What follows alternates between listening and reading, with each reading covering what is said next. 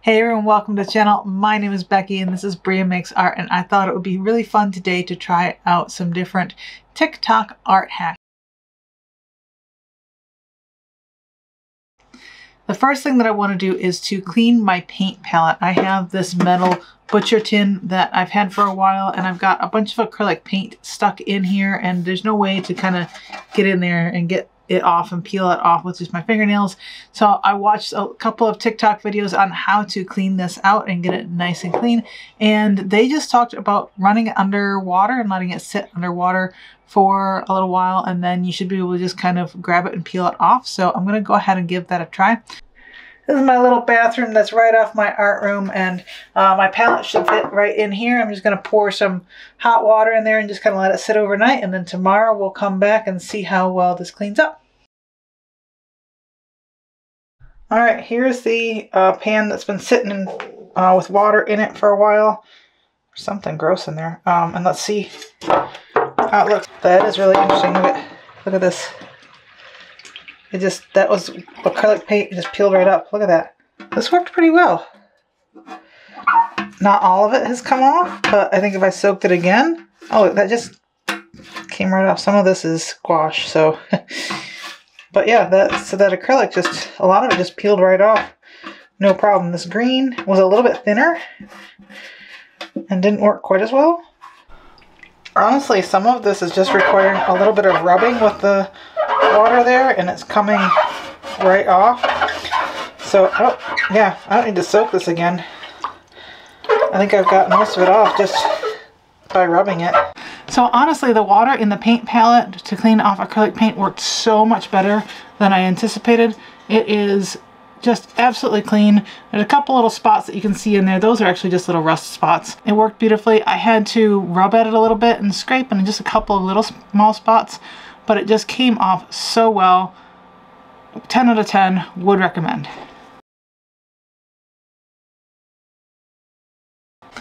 We've all been there. We've all gone to Michael's or your local craft store and found canvases really cheap and bought them, but a lot of times you end up with a pretty loose canvas. This one's pretty loose. I don't know if you can kind of see that.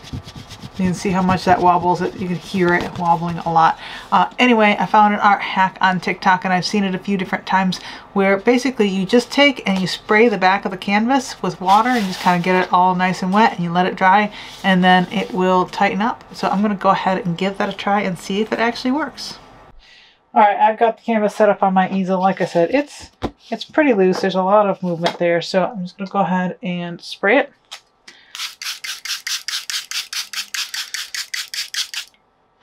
And it suggested getting up into the corners, really getting up in there.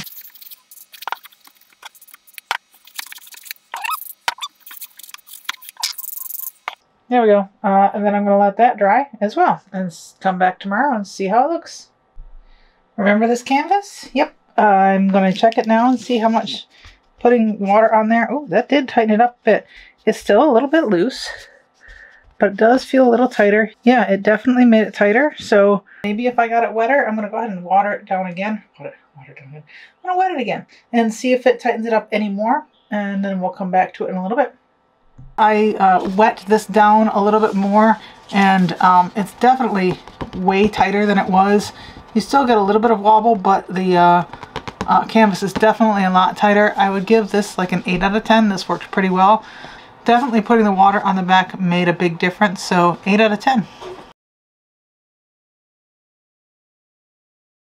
The next tip I have is for restoring gel pens. I've got about, I don't know, 1,000 of these or something ridiculous, and when I pull them out to use them, half the time they don't really mark very well, but there is a really easy way to restore them, and I have tried it before and it worked really well.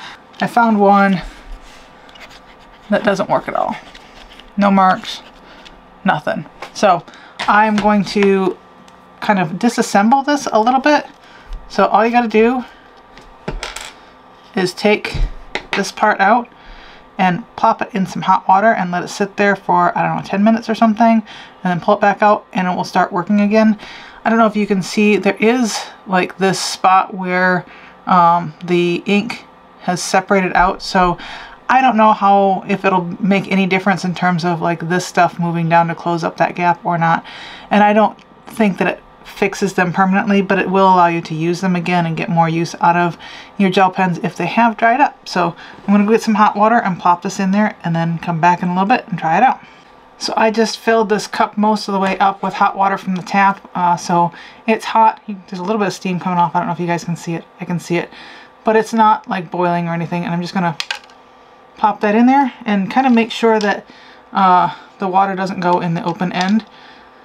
This is tall enough that it's not going in there. Ooh, it's actually making the water a little bit pink. I just pulled this out of the water. It's only been like 3 or 4 minutes, and as you can see, it is drawing again. It looks like it doesn't draw for very long. So I'm going to go ahead and put it back in there and let it sit for a little longer and see what happens. And I can try it with a couple of other ones that don't have like all of the spacing in there for the ink and see if that makes any difference. Okay, so I've just taken these pens out of the water and put them back together, and now it's time to try them out and see if they work. This one, remember, the ink had there's a little bit down here, and then there's a big gap, and then there's more there. So let's see if this works. It does work. So definitely putting it in the hot water worked. This one, the ink was solid. It didn't have any gap in there. So I just wanted to see if there was any kind of difference between whether there's a gap or not. And this lid does not want to come off. Hold on. That lid, I had to really pry it off there. But for sure, everything is working beautifully again. No problems. I left the gel pens in the water overnight. That was hot water when I put them in, and they're working beautifully. I would give that hack a 10 out of 10. If you've got a palette that the paint really just kind of beads up on, there is a trick to make it so it doesn't bead up. Let me go ahead and just show you what I mean by the paint beading up first, and then we'll talk about the trick to make it so that it doesn't do that. All right, so you can see right now that watercolor paint has separated out quite a bit, so you get a lot of beading in there. Even if I put like a little bit of water in there, obviously a little bit more water in there, and it's gonna kind of sit together a little bit more.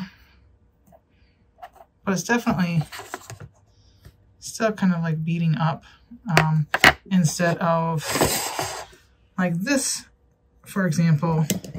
This kind of pulls together really nice. So I've done the trick to this one already, so I can reactivate all of this paint that's been sitting there for a while, and you can see that it still continues to flow all over the space instead of beading up and just grouping up like this did. So I'm going to show you how to make your palettes behave more like this and less like this. And this works for a metal palette as well as plastic. And the way to fix that is to take some baking soda or toothpaste and put it in here and make a little paste and just kind of scrub it around in there, and then it'll scratch up the surface just a little bit and allow that watercolor paint to stick together. So I got this. This is Pet Fresh. It's a carpet deodorizer, but it's got a bunch of baking soda in it. So I'm just going to put a little bit in the palette here, and I'm just going to put it in one of them and kind of rough it up a little bit, and then we can see the difference between the one that I treated versus the one that I left untreated. So I'm just going to take this and sprinkle a little bit down in this little hole here. Hopefully I can, that's plenty. And then just put a little bit of water in there, and then take this toothbrush and just kind of scrub it around in there, and then rinse it out and see what happens.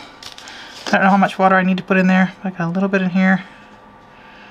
It's not very much at all, but you want to kind of make a paste out of this so you can get some nice abrasion going on.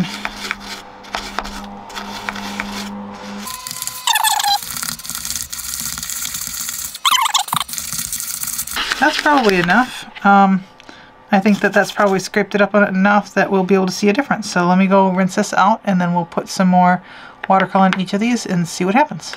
Well, I will say right now that I cannot feel a difference between these wells, but I can see a little bit of a difference. I don't know if you guys can see. This one is the one that I scraped up a little bit with the baking powder or baking soda, and it's a lot less shiny. It's a little bit duller, but overall it feels pretty much the same. Let's go ahead and put some paint in there and see if we can see a difference in this one, the way this behaves. I'm still getting a little bit of beading, but I think it's coming together a little bit better than the one over here. Let's see. I'm gonna put more water in each of these and see what happens.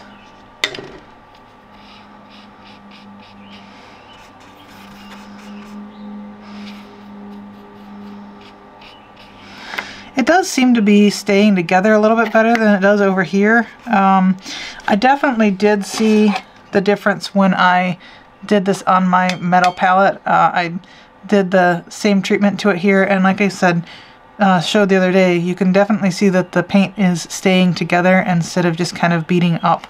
I'm not sure that it works, it helps as much with wells like this, but it definitely helps a lot with your metal pan. So I would probably give this, I don't know, like a 7 out of 10. It's pretty easy to do. You most likely have the stuff that you need to do it lying around, and it does make it so that your watercolor stays together instead of like little bits here and there and all over the place. So it makes it a little bit easier to pick up the color that you want and mix the colors nicely. Tip number 5, how to keep your pencil sketches or graphite sketches from smudging. When I was in high school, what we did is we sprayed hairspray on our sketchbooks, and that kept the pencil from smudging very much, and it was a really inexpensive and very accessible thing to use. They also have stuff called workable fixative that you can use to spray over top of your graphite, but you also can use watercolor according to a TikTok hack that I saw. So I have this is watercolor paper.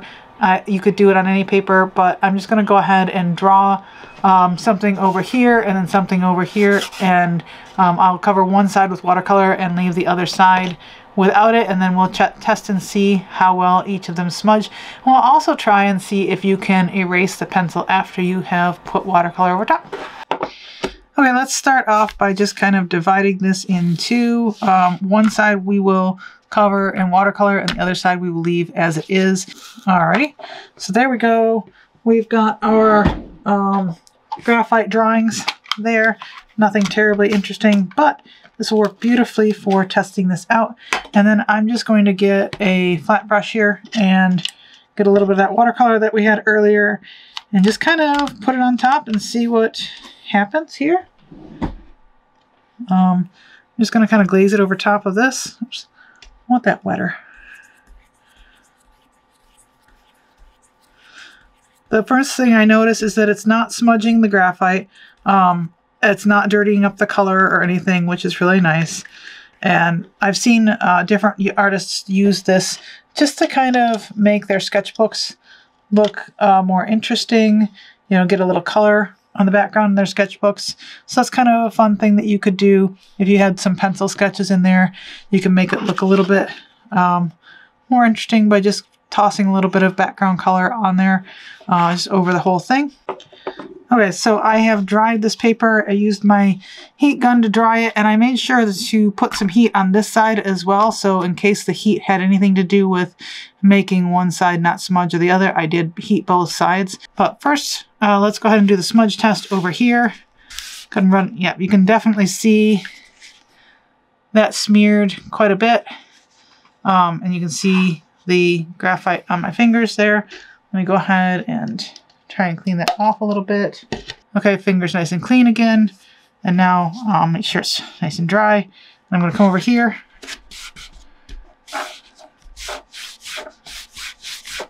It's not really wanting to smudge. It's working pretty well. Yeah. I might see just like a tiny bit of smudging, but not as bad as this side. I don't really see any graphite on my finger. So now let's go ahead and take an eraser, and obviously this side erases, but let's see if I can erase this side. Kind of, but it picks up some of the color. So it does protect against erasing to a certain extent. That's basically damaging the paper a little bit and pulling up some of the color. And this side is erasable and definitely smudgeable. So I would give this probably like an 8 out of 10. It worked pretty well. I did see a tiny bit of smudging going on, but it worked pretty well, and it's a pretty easy thing to do to protect your drawings. So that's all the art hacks that I have for you this week. If you have other art hacks that you would like to see me test out and share with you, please let me know in the comments below.